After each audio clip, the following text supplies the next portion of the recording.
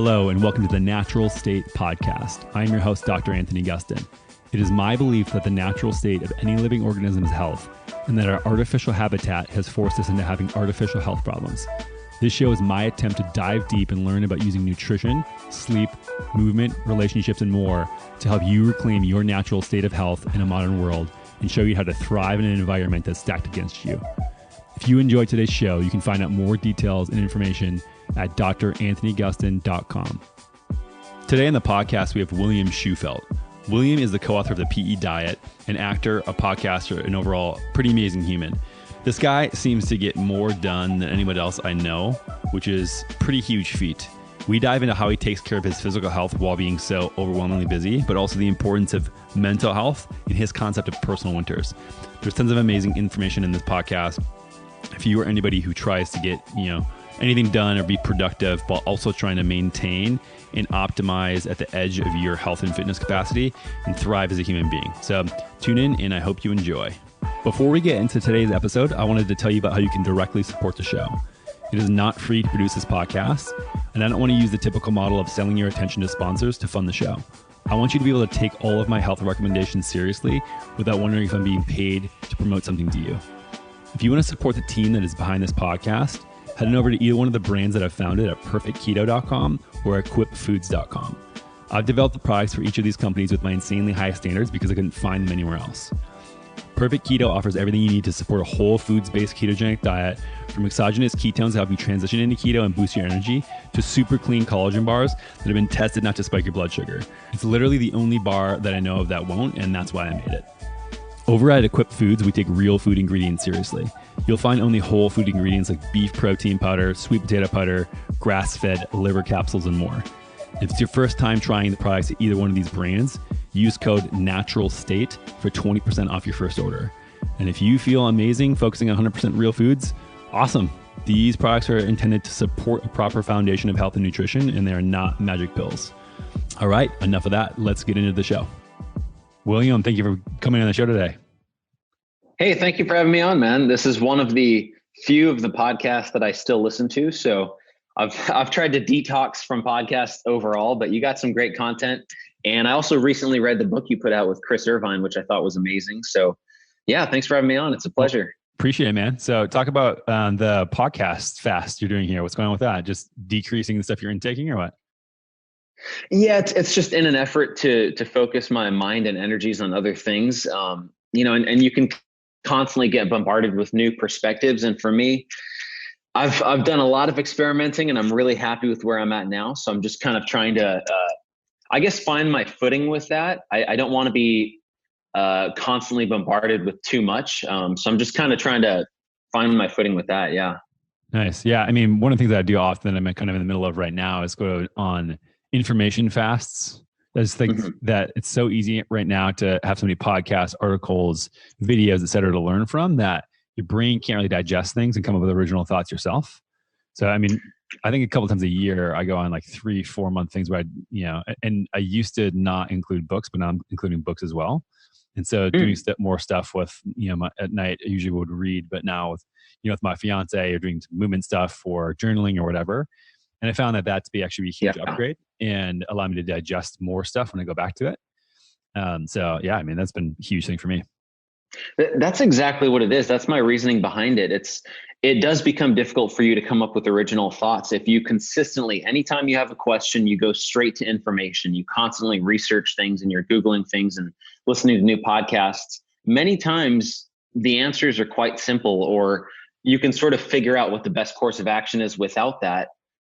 But that was something that I would constantly do. Rather than think of what are the next 2 to 3 steps for me, it would always be, let's listen to another 10 hours of podcasts and end up even more confused.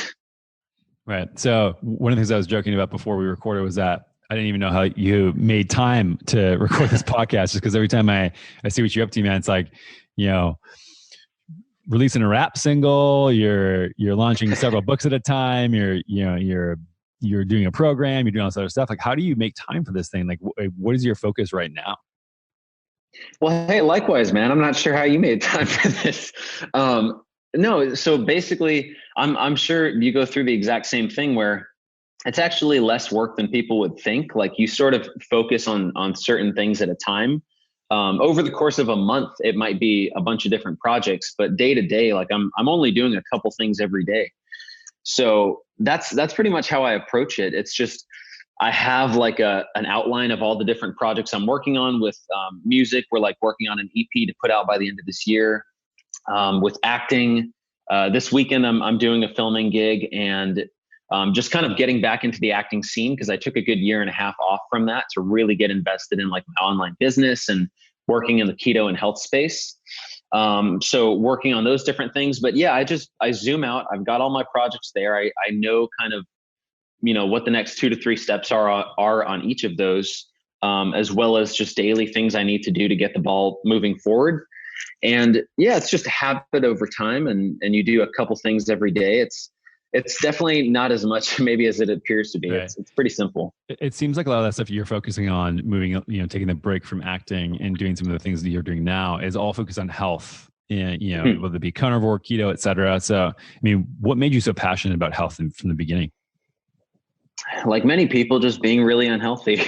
So this kind of started for me, but actually it started with vanity. So when I was 13 and I realized that RuneScape and being pale indoors was not the way to go with girls, that's when I started, I got really into training, and I got myself into the gym when I was like 13, which naturally led to obsessing over supplements and bodybuilding.com and GNC and all that great stuff. That over time, once I hit 15, I started to get severe acne, and it got consistently worse until I was 17. And that was really my doorway into health, because I knew intuitively that it was an internal issue. I knew that it had to do with my gut or my health. And at the time, I was actually looking into a lot of Mark Sisson stuff, but I didn't really have the resources and the know-how to apply that for myself when I was living at home. So I kind of just waited until I went to college. And once I went to college, that's when I decided, okay, I'm going to completely take control of my health. But then that's when I had a bit of a mindset shift, and I was seeing a lot of the plant-based stuff. I read this book, Healthy at 100, read How Not to Die, watched, everything from Dr. Esselstyn and Dr. Michael Greger, and, a lot of the major voices in the vegan movement. So that started me down a 3.5-year journey as a whole foods plant-based diet. I did some different iterations of that. And by that 3rd year, my health was just getting worse overall. A lot of gut issues. My skin had cleared up, which was great, but a lot of gut issues.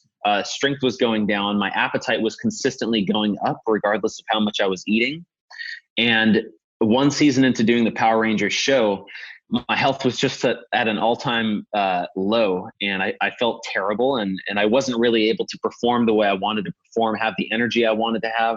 So in the 3-week break we had in between seasons, I went home, just dove into the internet, and I started to learn a bit about keto, intermittent fasting, and pretty much overnight I switched over to that, and things have kind of gotten better since then. So when you first switched to a vegan diet, you said your acne went away. What else did you notice that was, I guess, a positive side effect, if any? The skin was great. Dropping a bit of weight, a bit of unnecessary weight. I mean, when you go from, cheese quesadillas and whatever else you get from dining halls to a whole foods plant-based diet based on beans, nuts, seeds, legumes, leafy greens, organic fruits and veggies, it's definitely an improvement for sure. So I did notice energy was a little bit better. I was hungry more frequently, which I didn't like, but energy was a bit better. Skin cleared up. So there were some short-term benefits. Yeah. Yeah. And this is one of the things that I think people miss a lot of times, is that when you're switching from a high processed diet to a whole foods diet, you're going to notice some positive changes. Yeah. And a lot of people, associate that with, the vegan diet is the best or plant-based diet is the best. And maybe it does work for some people, but like you said, sometimes it takes 3, 4, 5, 10 years before you actually feel, not getting the right nutrients, not getting enough protein, et cetera. And so when you switch to, keto/intermittent fasting, that type of diet, were you just adding in animal products immediately, or did you sort of phase it in? Or were you just doing that plant-based? Like how did you approach that from a standpoint of like your actual food composition? It was still relatively plant heavy. So I was having a meal that had a ton of greens and a lot of the old, superfoods that I would include traditionally with the chia and flax seeds and I would include a lot of berries as well and things like that, but it was very meat heavy. So my goal was to keep my net carbs, I believe, to about 50 grams a day. And then on top of that, it was a lot of red meat, some seafood in there, some eggs in there. So yeah, immediately included animal products and felt dramatically better, almost overnight. And that was in the energy department or the hunger levels or everything? Oh boy, satiety was the biggest thing. I felt full for the first time in like over 3 years, which was crazy because on this plant-based diet, I could eat until my stomach was almost distended. I never had that feeling of satiety. I was always I could have a little bit more. So when I switched over and I had the animal products, satiety was there. The ability to fast became so much easier because I had tried fasting on a plant-based diet. And as soon as you hit that like hypoglycemic point, like you just get panicky and you have to go eat immediately. So fasting became easier. Workouts got better. So I was actually stronger after that. So those were some of the things I noticed right off the bat. Got it. And then as far as, your day to day at this point, you're on the show Power Rangers and, what did you notice as far as, obviously like it probably would have been beneficial not to have to eat all the time. I can only imagine your schedule when you're on set. Yeah. So you're getting picked up usually at about 6:30 in the morning. And a lot of the times you'll get home at about 7 at night, sometimes later. So your time offset is very, very limited. So it's very, very beneficial to not have to eat so often. Nowadays, like the kind of stuff that I'm doing, it's a super, super simple template. Basically what I'll do is I will fast until I'm hungry, which ends up usually being around probably 1 p.m. I would say. And then my meals nowadays, I'm constantly experimenting with this, but my meals nowadays, red meat is usually the base of it. On top of that, pasture raised eggs, wild caught seafood, and then currently experimenting a bit with raw milk. And I do also do a protein shake, a whey protein isolate, because I'm in this kind of bulking phase at the moment and not strict carnivore right now. So at night, I will do 1 or 2 sweet potatoes. And I feel like I've had a lot of great performance increases from having that sort of carb night type strategy. So that's what I'm playing around with right now. Got it. But you have done a lot of carnivore stuff in the past, right? So you sort of went plant heavy keto in the beginning and then played around with carnivore for a while. Well, what caused that switch? And what did you notice when you did that? Yeah, I was basically doing traditional keto. I was doing, low carb, moderate protein, high fat. And the idea back in, I think it was probably 2017 was basically fat to satiety, and as long as you kept your insulin low, you were going to be fine. The main issue for me was muscle glycogen. So I didn't quite feel the pumps in the gym and I didn't feel quite as strong in the gym. And on top of that, body comp wasn't there. So my muscles weren't filling out and I was starting to put body fat on over time. And I know a lot of people that were messing around with this at the time. We had fatty coffees going on. Kerrygold was on top of everything. It was just a lot of fat. And I was pretty persuaded that, calories in, calories out wasn't the whole picture. It was really a game of insulin levels. So that was kind of the approach that I was following at the time.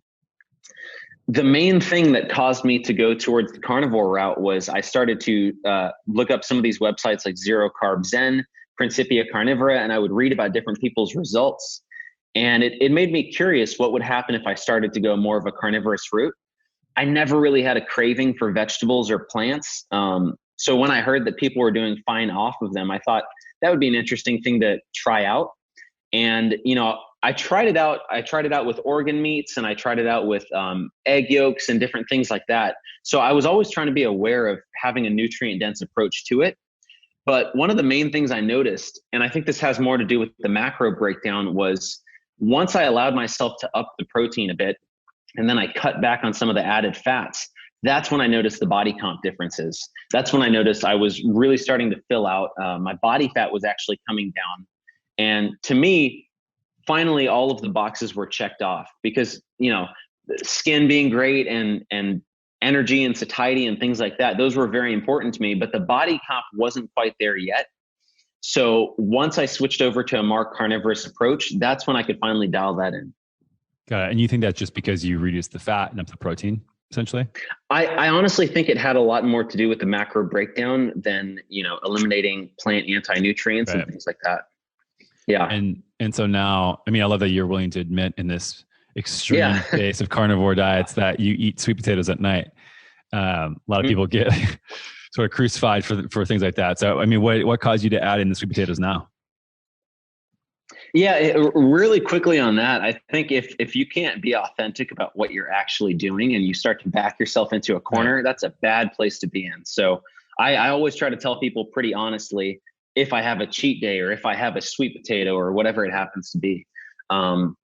So why I started to experiment with that was basically I was on this bulking phase about 3 months ago, and I was trying to do it fully carnivore, and I honestly was just having a very, very hard time eating enough. It's extremely satiating for me, and I just couldn't get enough food in. It was to the point where I was trying to force feed myself. I was doing as many eggs as I could. I was just trying to find sources to get in enough calories. So what I did was I thought, okay, if I bring in that sweet potato at night, just because of the food variety and the taste, it'll probably be a little bit easier for me. So I did that. And I'm not kidding when I say it was like night and day. The next day at the gym, I don't know if it had to do with electrolytes possibly, or just topping off those muscle glycogen stores, but the next day at the gym, I felt the difference. And it was pretty dramatic. So since then, I've kind of been experimenting with that, just having those in there at night. And one of the things I talk about on my social media is just this idea of front loading protein earlier in the day and then having some of those energy calories later at night. So that's kind of the way that I approach it. Got it. And so why would you structure your day like that as far as a protein in the morning and energy in the evening?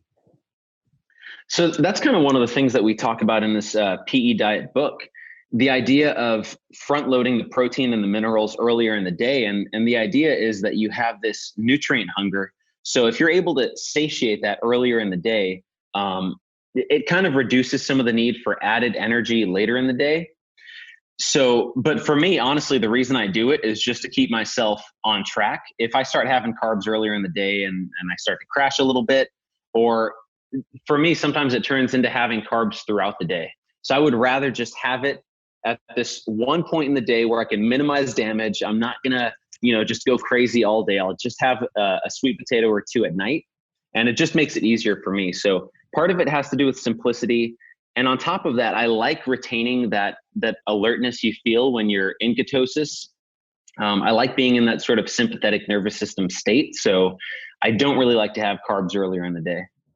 Yeah. I mean, this is one of the things that actually I was talking to Chris Irvin about recently, which is that when trying to put on muscle mass, carnivore, ketosis in general, eating very high fat is a very, very difficult way. I think just because, like you said, I'm not going to speak for you right now, but as far as calories in, calories out, I don't think that's the only thing, but I think it certainly matters. And you do need to have an energy surplus to start building new tissues. Definitely. And it's just so much easier to overeat food when you're eating carbohydrates. It's very clear. And so if you're in in that phase and that's what your goal is, there's nothing wrong with that. And I think that people seem to demonize a lot of food choices because, it may work for them in their particular goal. But for someone like you, you're in a bulking phase, et cetera. Maybe you don't really care if you get, a couple extra pounds of fat on you right now, because you have the tools and you know what you're going to do to get that fat off. Have you noticed any body comp changes from getting a couple sweet potatoes? Probably. Yeah, definite body comp changes. It's been good. So 2 months ago, I was 154, and right now I am 162. So I've definitely put on water. I've definitely put on some fat, but my lifts have gone way up. So I was at about 225 for 5 reps with squats a couple months ago. And right now I'm up to 265, which I hit for 9 recently. So my lifts have gone way up just with some extra, and I'm also, I pay a bunch of attention to sodium as well, because that, to me, that helps out with gym performance as well. But lifts have gone way up. I've definitely put some weight on. I'm happy with it. And it's exactly true what you're saying. Incorporating the carbs can help out with overeating, which in my case, I'm using that to my advantage. That's something that I need to be doing a little bit of. Yeah. As far as, fat accumulation in your body, have you noticed that obviously some bodybuilders go really crazy when they're in the bulking phase and eat 300-400 grams of carbs. Have you ever done that in the past? or is this sort of like a new approach to you as far as gaining muscle? Oh, I've certainly done that in the past. Yeah. Probably not that intentionally. I did used to do a flexible dieting approach when I was in high school. That was kind of the only control that I could have over my food. So eating, whatever, but trying to keep track of the macros and the calories. So I've done that in the past. But really lean mass wasn't nearly as good as it is now. And appetite was crazy, which that was a huge issue for me. It was consistently hungry. And it was very, very easy to put fat on. With the approach that I'm doing now, where my diet's really centered around red meat, eggs, seafood, and then some sweet potatoes at night, I'm really not putting that much fat on. But gym performance is definitely going up. Right. So I'm happy about that. And then when you're eating that meal at night with the sweet potatoes, are you reducing your fat intake and like you using leaner cuts or fish or something like that? Or is it just whatever? No. Yeah, no. I'm really not paying attention to that. I would say my dietary fat is still pretty up there. I tend to do New York strip steaks. So I'll do quite a few of those. I'm getting in a lot of egg yolks, but I'm not really trying to decrease fat at night, and I'm definitely not tracking these days. So my main goal is just to consume about 2 to 3 pounds of red meat a day, 6 eggs, some source of seafood, and I also throw in liver in there as well. And then on top of that, having 1 to 2 sweet potatoes at night. So it's very, very ballpark these days. And it's tough to advise people on exactly what I'm doing because it changes. Right. It's funny that you say that. That's actually almost exactly to like the pound and egg amount and everything, what I'm planning to do when I'm going. So I'm going to go up in the woods and just sit and hang out and take some time off and stop by Portland. And I'm just going to work out, snowboard, hike, and think and take the sort of the extreme approach to the no information input. But I'm also gonna I've been as of a couple of weeks ago starting to be also on this point of trying to put on some muscle mass. I've been doing gymnastics for about a year or two, and I'm at the point where it's just I don't feel as strong as I want to feel, and I just want to make sure like I'm putting in points where this is happening. But my goal was 3 pounds a day. Force of Nature Meats is this regenerative agriculture where they're using bison, beef, chicken, pork, etc. that basically like pull carbon into the soil and sequester carbon in the soil. So every pound of meat you get is like 4 pounds of carbon into the soil. So I'm actually going to use 2 pounds of their ground of whatever, and then they have blends, ancestral blends, where it's 90% beef or bison, and then 7% liver, 3% heart, which is the actual representation of the animal, which is sort of interesting. And then the goal is, 6 to 10 egg yolks, a quarter of bone broth. And then I was actually going to do also a sweet potato a day. So I've actually come to that. So it's almost the exact same. I wasn't going to do any fish just because, if I'm up there and I find some stuff, just because of convenience, truthfully, but that's almost literally the same exact thing that I had been planning on. Like I have it written down in my notes as far as like my plan going into this. So hopefully we'll compare notes and see what happens. You are going to feel incredible, man. I promise you. It's really a stark difference, especially with gym performance. The old carnivore template I was following before allowed me to get super lean, but and people might roll their eyes at this listening, but the whole like shredding thing and getting super, super lean is pretty overrated. Like once you've done that for a while, in clothes, it doesn't look like you even lift. When you take it off, you look freaky. It looks weird. And I realize now, like, I want to get as strong as I possibly can. Obviously not putting on a ton of body fat, but it's just a cool goal to have, to get as strong as you possibly can. So I'm enjoying it a lot. Honestly, in terms of the seafood, I don't really do that much fish. It tends to be like oysters and stuff like that. So that's usually my source of seafood. It's oysters. Yeah, I was actually so I have smoked oysters, the Crown Prince ones. I don't know if you've ever had those. Yeah. I'm actually going to pack up some of those as well. But yeah, it's sort of interesting. I just don't now track my nutrition day to day. So sometimes it's like I eat meals that are larger or not. And I'm actually looking forward to just streamlining it and making it as simple as humanly possible. So I can just like sort of get my mind in a place where I don't have to think about it at all. And it's just, I'm going to order 75 packs up there, which is packs of meat, which is sort of ridiculous. Hopefully the freezer's big. But yeah, and I'm excited for that. Sort of interesting. As far as you said, sodium intake, Are you putting that, before a workout, after a workout, just throughout the day to taste? How is your mind set on sodium intake and how it improves performance, like you said, and energy? Because I've noticed the same thing as well. It was all of the above of what you just said. So Yeah, before all the workout, time. I'll usually do 1 to 2 teaspoons of salt every morning because I'm having coffee in the morning. I'm doing a little bit of fasting, obviously being in a low carb state and everything. So I like to replenish some of that. So I'll usually have 1 to 2 teaspoons of salt in the morning, and then I go work out. After the workout is usually when I break my fast. And with the protein shake that I have, which is the whey isolate, there's some collagen hydrolysate, there's 6 egg yolks in there. And then I'll usually sprinkle in a bit of pink salt in there as well, just to rehydrate after the workout. So there's Is it plain, or is it any flavor in there, or is it all plain? There's flavor in terms of the whey isolate. Yeah. I was gonna say that's pretty savage to do all of that. If it's just like unflavored whey, unflavored collagen, and then egg yolks. No. I'm not that strong. No. Actually a delicious protein shake. If anybody is in this sort of bulking phase, and if you do okay with dairy, I was doing the whey isolate, collagen hydrolysate, the 6 egg yolks, a little bit of pink salt. And then I was adding in some whole raw milk.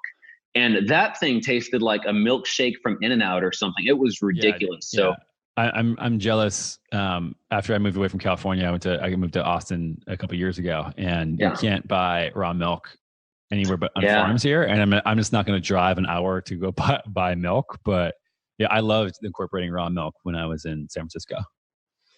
Yeah. Oh, so you were in SF. Okay. Yeah.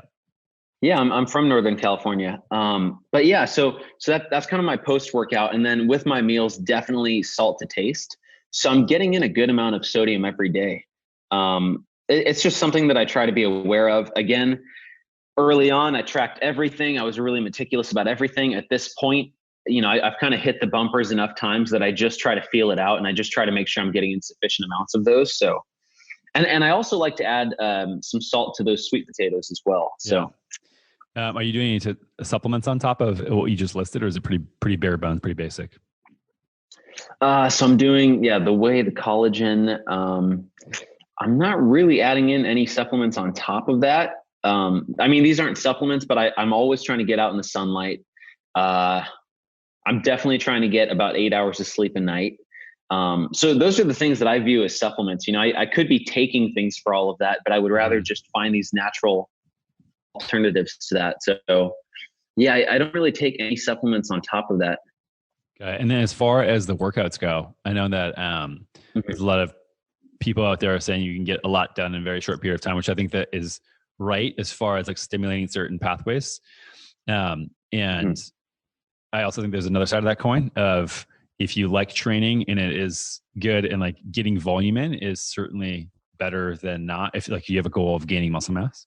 What are your thoughts as far as different types of loading and exercise approaches, especially on this nutrition plan, and as far as what you're doing now? Is it like sort of a linear progression? A lot of reps, a lot of volume, a lot of time or intention? Like what are you focused on? Again, all of the above. You're completely right in terms of that. A lot of people are really focused on what's the highest ROI exercise I can do. How can I do, a minute on a rowing machine or Tabata or these really, really short, effective exercise. And this is something that Dr. Ted Naiman is a huge fan of as well. But his whole approach is around minimum effective dose. What's the highest return on the investment of your time? For me, it's all I care about is the result right now, which is how can I get as big as I possibly can and as strong as I possibly can. So to that end, I find that it's been very effective for me to actually scale back on training frequency, where I was lifting about 5-6 days a week. So 3 days going really hard a week tends to work well for me. I found that full body sessions when I am training is good. And with those sessions, it's really based around a few heavy compounds. And then on top of that, I will add in some of the more bodybuilding hypertrophy work. So with the heavy compounds, it's kind of like a reverse pyramid training style. I'm really trying to get strong in the 6 to 12 rep range. And then with the bodybuilding stuff, it's usually about 8 to 15 reps. There's more volume in there. It's chasing the pump. And then I'll also throw in some of the lagging muscle areas like calves and calves and mostly calves. So I'll try to throw some of those things in there as well. And on the days in between, this is it's not a high return on your investment of time, but I'm a huge fan of zone 2 cardio, which is something that I picked up from Vinny Tortorich and Mark Sisson and Brad Kearns. And just some of the ideas around like low intensity lipolytic style cardio, where you're really just keeping the heart rate at a certain level, burning through fat. It's not stressful on the body. It's easy to recover from. You can get more volume in, but the downside is it just takes way more time. So I like to go for, 45-minute runs on the days in between. Why don't you tell folks a little bit about that if they haven't heard of zone 2 cardio before? Yeah. So to describe zone 2 cardio, essentially, zone 2 is, the way they measure it is 180 minus your age. And then that provides you with your target heart rate. So you want to stay at or below that target heart rate. So for me, that would be 156. So I'm trying to keep my heart rate at 156 or below. And basically what that does is it kind of keeps you out of that glycolytic anaerobic state where you start to tap into muscle glycogen. And it's low intensity enough that, just like with walking, you're mostly running off of fat. So at lower intensities, the body is mostly running off of fat. But except this is it's elevated. So you're burning through more fat than if you were simply walking. For some people, depending on your aerobic fitness level, brisk walking might be all you need. You might not need to go for a jog. You might not need to do any of that. A hike might be good enough. A brisk walk might be good enough. So I don't think it's necessary for everyone, but it's definitely something that I found beneficial. And a few of the things I like about it, yes, that you're burning mostly through fat and you're kind of saving the muscle glycogen for your workouts. It's not stressful, which is great. But it also helps out with water retention. So I found that it really kind of helps me get rid of some of that water retention that I get sometimes. So that's another thing that I like about it. And then, great time for sun exposure and things like that. Yeah, I do sort of a similar thing on days like I did this morning, where I actually went for a long walk and I went into, there's this thing called Barton Springs here, which is a natural springs. I've heard about that. 60 degrees or so. So it's sort of like a cold plunge. It's freezing my ass off this morning, but it was amazing. Yeah. So I did that and then sort of jogged around this lake outside. So I sort of see it not necessarily as a cardio day or things like that, but more so as a way to just get me outside, breathing fresh air in the morning, and I think a phenomenal start to the day. Like you said, I think it's just all the way you frame it and like how you can stack variables. Like I would, even if when it gets 30, 40 degrees here, I'm putting on clothes and I'm getting outside still. Like I'm not my gym is a sort of outdoor gym. I built in my house. And so I'm out there, usually not inside, just because no matter what, I want to breathe fresh air. I want to feel like I'm outside. I think there's so much benefit to that over, being warm and comfortable in a gym. That's sort of what I prefer. One of the things we talked about in this book was the idea of unifocal over-reliance. So some people in the pursuit of their goals, like they nail in and they really hammer in on one lever that they can pull. So maybe it's diet or maybe it's exercise, but they tend to ignore perhaps other aspects like sun exposure, like sleep, like stress levels, things like meditation, cold exposure, like all of these different practices we have. And they really just align themselves with one thing. You'll see like Mindful Bob on Instagram or Keto Bill or like these people that just really nail in one thing. And it's like, all of these different inputs will all contribute to the whole, and the whole is going to be greater than the sum of the parts. So you don't know what all these different variables will do for your overall health. And maybe instead of trying to cut the last 0.5 grams of carbs out of your diet, maybe you need a little bit more sleep, or you might need to start a meditation practice, or, there's all these different variables. So I like the idea of getting out in the morning and getting sun and getting fresh air and doing the cold exposure. And we really try to promote, like, don't get so gung-ho about one thing that you don't take care of the other aspects as well. That being said, I do think diet and exercise is like the top, like those are the major pillars. Right. Yeah. I mean, this is the thing where like I sort of say that it's the 4 pillars of health, which is nutrition, exercise or movement, stress, and then sleep. And in sleep, I include light.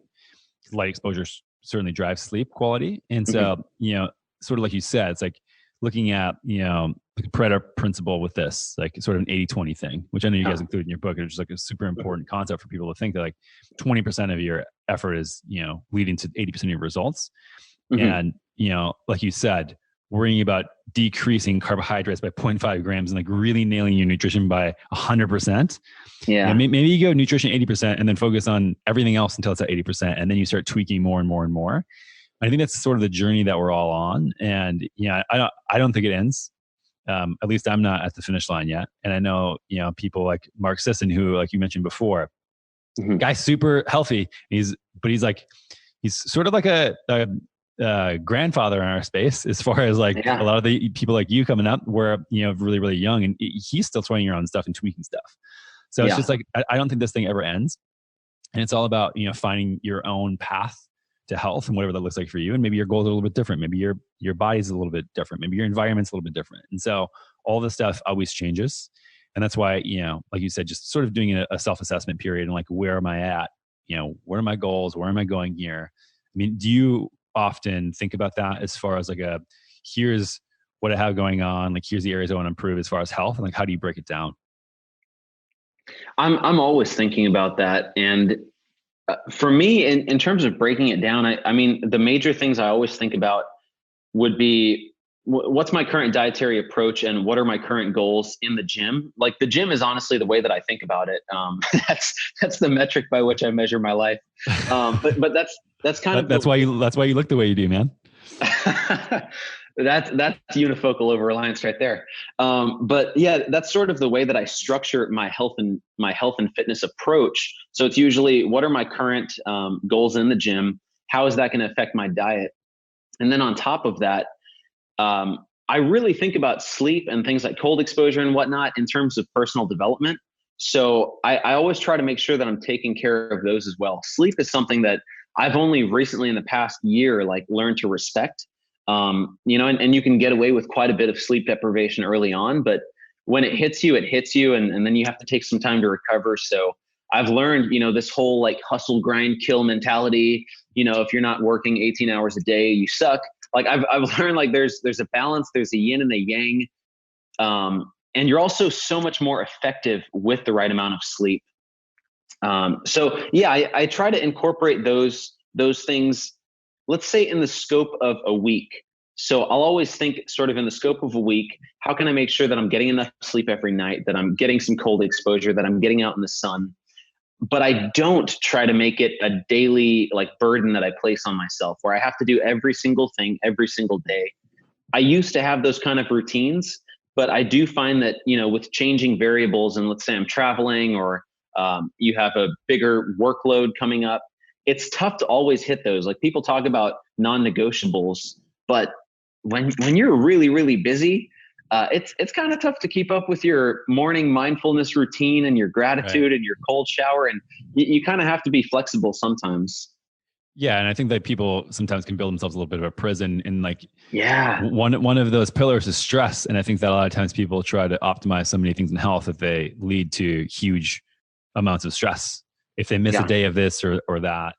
I mean, one of the things that I found to be the best is really creating just a stacking of variables. So like I said, like if I can get outside, if I can breathe fresh air, if I can get sunlight, if I can get cold exposure, if I can do it with people, like all of these things at once is, I think, a really great way to do it. And so instead of, working on the gym, like, okay, how can I make this activity where I'm going to do this already something where it by default includes all these different parameters.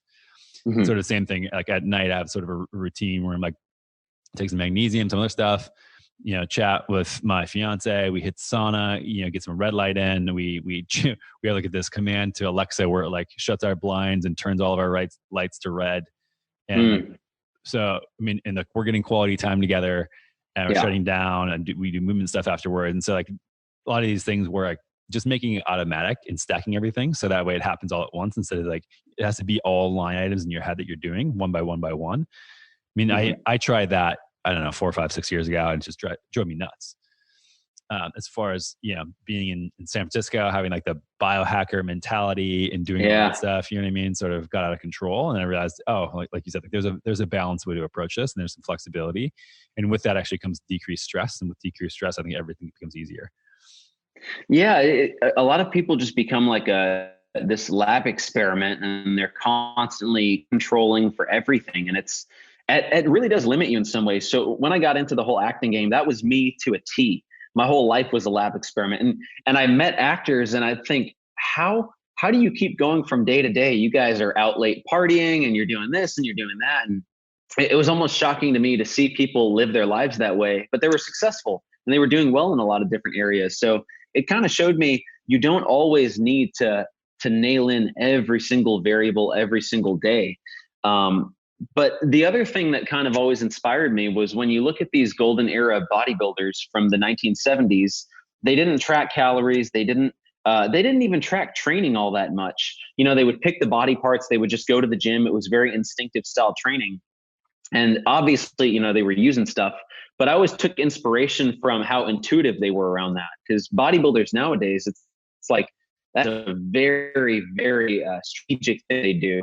But when you look at these golden era guys, they just kind of knew they had a high protein, moderate fat, low carb diet. They were training the right way and they developed these incredible physiques. So I've always tried to take a page from their sort of intuitive book.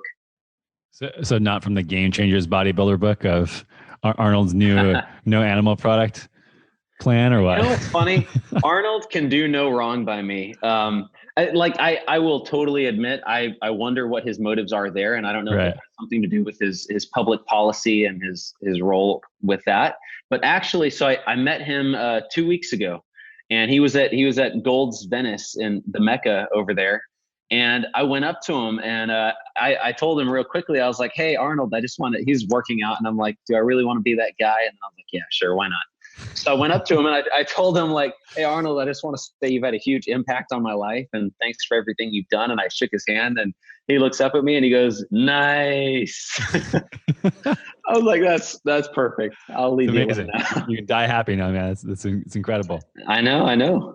Yeah. I mean, I think for anyone close to our generation of men, I think that he is sort of this guy who can do no wrong, which is amazing. He's done so much and his life is amazing, but yeah, I mean, it's just the switch to what he was eating, like when he was at his physical peak versus now promoting that. It's just sort of maybe he thinks he's doing the right thing. Maybe he just has the wrong information. Who knows? That's exactly what it is. And I highly, highly doubt that he's even close to plant-based. I saw this video recently where he was talking about his favorite thing to make is a steak. And this was done like a month ago. So Arnold, promotes health and smokes cigars. You know, he's governor and then he rides a bike with no helmet. Like he kind of does whatever he wants. Yeah. Enjoy, man. Talking about stress a little bit. And I think that it impacts people's health a little bit more than we think. And you actually put a post recently that sort of resonated with me talking about like a personal winter and going through some stuff. So maybe expand a little bit about your concept of that. It's a really great way to put it that I've never heard before. Yeah, everybody is going to be hit with this at some point in their life where they go through a personal winter, whether it's with health or it might be with family, relationships, things like that. And one of the things two things that really, really help get you through this, and these are things that I've done for myself. The first one is personal development goals. So making sure that you are taking the time to invest in yourself. And this takes a lot of different areas. Health is one of them. But one of the things that I usually used to ignore because I thought it wasn't a productive use of time, but even just social relationships, just spending time with people, cultivating friendships, realizing that that's part of being a healthy, whole human being, as opposed to simply being this one-dimensional, work-oriented person constantly. So taking care of all of the different areas of your life in that sense. But on top of that, the idea of the way that you talk to yourself about these things, because many times, we'll be very understanding and very accepting of issues that other people are going through, and we try to help them through that. But when it comes to ourselves, we're so quick to judge, why am I lazy? Why did I drop the ball on this? And we really berate ourselves. And it's only until you actually take the time to become self-aware of what you're saying to yourself and what that inner dialogue is that you realize, like, I am really beating myself down. Like, no parent would ever raise their child that way. Nobody would ever treat a friend that way. But a lot of the times we'll treat ourselves that way. So that's another part that I talked about in that video. Just understand that you're human. If you're trying to lose 100 pounds, if you're trying to, move forward in your career, whatever it happens to be, at any one point, there's only so much you can be doing. So learn to take manageable steps. And this is something that I've kind of learned from talking to Mark Bell, which is so many people try to solve the entire equation from where they're standing right now. But many times, if you just take those 2 to 3 next simple steps that will move you in the right direction to where you need to be, by the time you've done those things over time, you'll be 80-90% of the way there. And then you can optimize, and then you can worry about that kind of stuff. And it's like we're talking about the Pareto principle, where, you know, the 20% of the actions will determine 80% of the results. So if you've got 100 pounds to lose and you're listening to 5 different podcasts a day, and you've ordered ashwagandha and maca root and, you know, all these different things, it's like, maybe let's just start with, you know, what can I reasonably include in my life right now? And the whole idea of this video was just, how do we make it through these personal winters? And it does have to do putting one foot in front of the other. Otherwise, these things can derail us for years. Like I know people that have been derailed for years because of those kind of personal winters. So what's the difference between them and somebody that's able to continue moving forward? And I think it is putting in that time to work on yourself every single day and having that care for yourself. Yeah. I mean, I think it's sort of cyclical, like you said. Social relationships are really important. Self-talk's really important. Like all of these things just sort of create a momentum on each other. And it can be really daunting for people who I think have this negative self-talk and not realize that thousands of times a day, they are thinking in their head negatively about themselves and not loving themselves. And that's something that you know, I think same thing that I was talking about with nutrition and health before, like something I'm always working on and I'm always trying to be cognizant of is like, how am I talking to myself? How am I treating myself? Like, I don't think that you can be good to anybody. It's, you know, time to be a little bit woo here, but like you can't love anybody. You can't be good at anybody if you don't love yourself. And that's just sort of like your relationship with everybody else starts with your relationship with yourself. And, you know, this concept of this personal winter, like it like you said, it comes for everybody. It's not like everybody is immune and everybody's sort of, you know, it's easy to see social media these days and have this expectation that everybody else is having this incredible life. And everybody has their own battle and everybody has their own struggle. And everybody has their own journey that they're going on. And sometimes it's up and sometimes it's down. And I think that like that, you know, bombardment with this success and achievement and everything that everybody sees, the highlights everywhere, highlight reels, makes people feel, I think, a little isolated and lonely. And like you coming on and talking about that, I think is big. Like nobody talks about this type of stuff. Like, hey, I'm going through this actual hard stuff. Here's how I get through it. Like everybody, this happens to everybody. It's normal. Here's how you work through it. You know, start loving yourself, start saying nice things to yourself. Like say, you know, great. Maybe I didn't go run a marathon today, but I got out the door and I did something and I moved, you know? Yeah. And like having those small wins, like you said, getting momentum is huge. Yeah. And understanding when you're going through a tough time, it's actually okay to go through that tough time and to feel the emotions that come with that. You don't always have to be at 100% every single day. Yeah. So it's honestly, one of the other things about that is that it just makes you respect other people so much more, because when you realize everybody either has gone through or is going through their own issues and their own things in any aspect of their life, it really just makes you respect that they're still moving forward, that people are still trying to get better day after day. And really, I think if we can all help each other out with that and be understanding about that, and that starts with being understanding to yourself and helping yourself out with that. Yeah. If your own cup is empty, it's really, really tough to give from that perspective. Yeah. One of the hugest shifts that I've had personally, as far as mindset goes in the last few years is changing from, you know, let's say somebody like actually at that Springs that I was talking about in Austin here, like one side of it is there's a bunch of dogs, everything like that. And I was there a couple months ago in the summertime, and there was a bunch of dog owners playing with their dogs. And this one guy was like yelling and screaming and yanking his dog's collar and just is, you know, being very belligerent and obnoxious. And everybody was like, oh man, like yelling at him and sort of treating him with like a lot of disrespect because he was acting what was like not socially acceptable.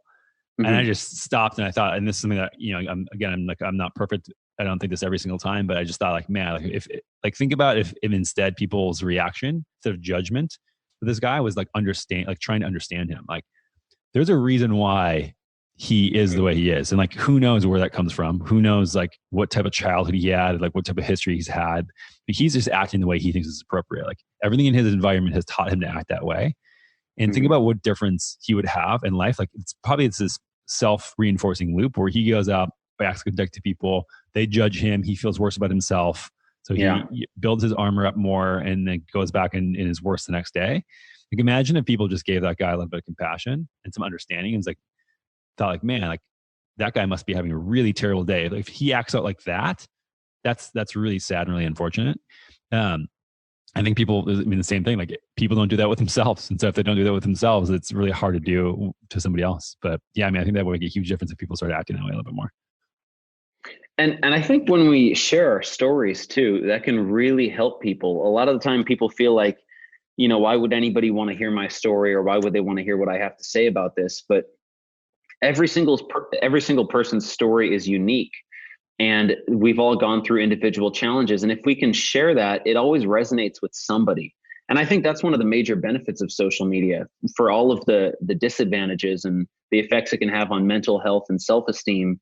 And it's a double-edged sword for sure. But I think that it is what you make of it, because there is no social media. It's just us. If there were no humans, there'd be nothing on there. So it's really just us interacting with each other. And it's the dynamics of our everyday lives, but heightened to a crazy extent. Now you're portraying an even more successful vibe, and you're trying to look even hotter and all this kind of stuff. But if you can start to put out some positivity out there, if you could start to put out some authenticity and some of the things that you're working on and part of your story, I think it can help a lot of people. And that was a big mindset shift that I had to go through in the past 2 years. To me, I hated social media because I thought it was just this really disingenuous, superficial thing where, everybody is trying to get everybody else's attention and show off. And once I actually started to see it's a platform, then it's up to you how you want to use it. So now it's more fun. It's more fun now. I enjoy it more now. Yeah. I mean, are you using it as a tool or using it as a device? You know what I mean? So is it using you? Like, is it grabbing you and your attention? And this is why, I don't really follow really anybody on social media, because I want to make sure that I'm using it as a tool to help other people. And because I don't need to look at other people's stuff to get motivated right now. I just think I'm just sort of at a point where I've done that for many, many years and sort of gotten what I've needed to get out of that.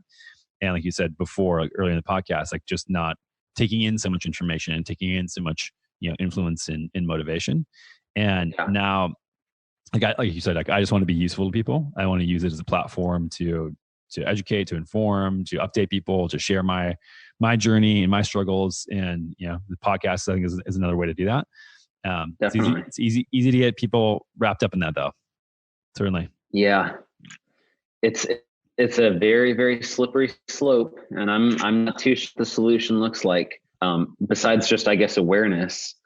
It's really like any other addictive substance. It's something that you can use wisely, but it can really, really, depending on your mindset and either how secure or insecure you are, it can really head in the wrong direction. So I don't think we really know what the ramifications are of social media long term. I mean, I think it's just another, like anything in life, if you have self-reflection on it, you can sort of have the right answer. You know what I mean? If you stop and think a little bit, why am I doing this? What is it serving me for? Sort of like you said, your self-reflection starts in the gym, which is there's no problem with that. But there's a lot, if you apply that to everything in your life of this relationship, is this relationship serving me anymore? Am I just doing it to network with people who actually care about this relationship and who I'm talking to and connecting with them? Like you said, which is something that you think is the foundation of health, which I would agree with, of course. But I mean, it's just the self-reflection, I think, leads to the right choice, whether you like it or not. And having a few constants in your life can be a really, really good thing when you're going through difficult things. For myself, and I've talked to other people who are just like this, but the gym kind of has always been that constant for me. And people have different things. It might be their family, for example. But to me, consistently having this project that I'm working on, this gym project of self-improvement and getting stronger, it's the thing that gets you out of the door every morning. It's the thing that keeps you moving forward. And for me, I've been able to structure a lot of my life just around my fitness journey. So I think it's very important to figure out what that is for a lot of people. And not everybody's going to be passionate about that. You don't have to, everybody, says what's your excuse kind of thing. And everybody has to go to the gym. You really don't have to go to the gym, but you should all find your own thing. Yeah. And that's, that's the whole point of what we were talking about before. it's your own journey, right? Yeah. Just because we're like, and I resonate with, Jim being constant as well. Like it's where I think I fought a lot of my early battles growing up of feeling insecure, feeling bad about myself. And now it's a place where I, actually feel good about myself and, treat my body well. And so for me, it's this place of like, sort of like a place of solitude, but also a place to work on myself. So I can totally resonate with that. But just because we resonate that way doesn't mean that anybody listening to this should also do the same thing. Try it out. Think about that. Again, self-reflection. Man, got deep for a second. Great. Let's go back to getting ripped. Yeah. Love it, man. Well, I don't want to take up too much of your time today. I know you're a busy guy, and I don't even know where you want to start talking about some of the stuff you're doing. I know you have a cookbook coming out. The PE diet just dropped. You have plans launching, I think, in December. I mean, where do you want to point people to? Yeah. So let's see the plug list. The main thing is the PE diet. People can check that out. That was a book collaboration that Dr. Ted Naiman and I worked on for over a year. And we really tried to distill things down to what are the 3 major practices that can really move your health in the right direction? And then how do we make those as simple as possible? So that's at thepediet.com. Yeah. And I just want to stop on that and just reiterate how amazing it is from the standpoint of all the illustrations and infographics you guys have and graphics. Not only do you explain things easily, but you do it in a way where people actually don't even have to read the book. If they don't want, if they don't actually want to read the text, like I would recommend reading the text. It makes a lot more sense, but you could actually just page through and look at the different graphics. They're incredible. So great work on that. Oh, thank you, man. It's really like, how do we make it even easier than reading pictures? We're really, really trying to make this stuff super simple. So when Chris and I published Keto Answers, it was sort of the same thing. We're like, we didn't want it to read like a normal book. Like, okay, how can we make it so people can actually digest this information in an approachable way? And I think you guys hit a home run here. So, and the Q&A style that you guys used for that was perfect. I love that. Appreciate it. Yeah, definitely, man. So the PE diet, and then on December 6th, the Carnivore Cooking for Cool Dudes is coming out with Brad Kearns, Brian McAndrews, and myself, and tons of carnivore recipes in there. The whole idea is guys that like us that are not trying to be culinary experts, but want delicious food. So we have a ton of recipes in there that we all, use. And then we also talk a lot about body comp, performance, why you might want to do a carnivore diet, potential supplements you could take on that. So we cover some of the basics in that area. So that's, do you guys flex a little bit as far as like seasoning and stuff like that? Or is it just like meat and salt? No, how would you come up with 90 something recipes, meat and salt? No. Yeah. So we've got like different categorizations. So there are some that are considered like hyper carnivore. There are some that are, have a few plants in there, like mustard on burger patties sort of thing. So there's some flexibility in there for sure. We really made it practically like, how do we use the carnivore diet? Right. There are no sweet potatoes in there that I know of, so we don't go too far off the rails. But yeah, so that book is coming out December 6th. And then I do all of my online coaching and kind of the diet plans and training plans through primalbody.co. So I help people out with carnivore and keto diets on there. And we have a great Facebook community that's going on where we all kind of help each other out, keep each other accountable with meals and workouts. And then I'm doing some acting and music stuff, which might not interest this audience, but you guys can always check out my Instagram for that. So yeah, I'm kind of getting back into the entertainment area in 2020. Swiss Army knife. Love it, man. Appreciate the chat. Thank you, man. It was a pleasure. Thanks for listening to this episode of the Natural State Podcast. Hope you enjoyed it. And if you did, I'd really appreciate you heading over to whatever service you're listening to this podcast on, dropping me a 5-star review and your thoughts on the show. This helps us get discovered by more people and spreading the good gospel of health. And if you want to stay plugged into all of my self-health experiments, recent research and books that I'm reading and my interpretations of those things, products that I'm testing, and thoughts on all things related to health, check out my free weekly newsletter called The Feed. You can sign up for that at dranthonygustin.com/thefeed. That's dranthonygustin.com/thefeed. Thanks again for tuning in and your support of the Natural State Podcast.